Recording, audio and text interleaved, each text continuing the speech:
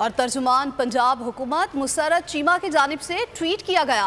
PTI की मकबूलियत ने PDM जमातों पर लर्जा तारी कर रखा है। यही वजह है ये हर सूरत इलेक्शन से भागना चाहते हैं। मुसर्रत जमशेद चीमा की जानिब से यह भी कहा गया कि चाहे इस कोशिश दिवालिया हो जाए, पाकिस्तान के अवाम फौरी इंतखाबात चाहते हैं। हमारा हर जलसा और तमाम सर्वे इसकी गवाही देते हैं। मुसर्रत इकबाल चीमा की जानिब से ये ट्वीट किया गया है।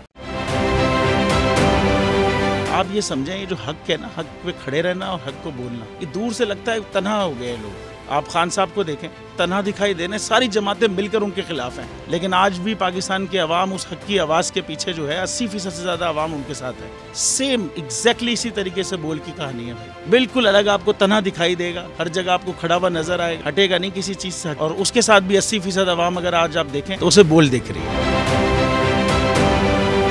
जाली केस है ना, ये हम पे उस वक्त बनाए गए थे जब हुकूमत यही थी, इन्हीं लोगों की हुकूमत थी ना। और ये जाली केस, इनको मैं नहीं कह रहा इस केस को जाली केस, इनको पाकिस्तान में क्या पूरी दुनिया में एक ऐसा शिकायत कुंदा नहीं मिला, एक ऐसा कंप्लेनेंट नहीं मिला जिसने ये कहा हो कि हमारे साथ फ्रॉड हुआ है। तो ये खुद ही बन गए कंप्लेनेंट और ये खुद ही इन्होंने खुद ही इन्वेस्टिगेशन की, उसकी खुद ही तफ्तीश भी की, यानी कि कंप्लेनेंट भी है, इन्वेस्टिगेशन ऑफिसर भी है। और इन द एंड इन्होंने फिर उसके बावजूद ये कोर्ट में जमा कराया कि जी ये केस जाली केस था और इसमें किसी किस्म जो कुछ एग्जैक्ट कर रहा था सब लीगल। ये मेरी बात नहीं है, ये इनके इन्वेस्टिगेशन ऑफिसर की बात। सबसे ज्यादा व्यूज और सबसे ज्यादा रेटिंग के साथ बोल आज भी रहा नंबर 1 पर।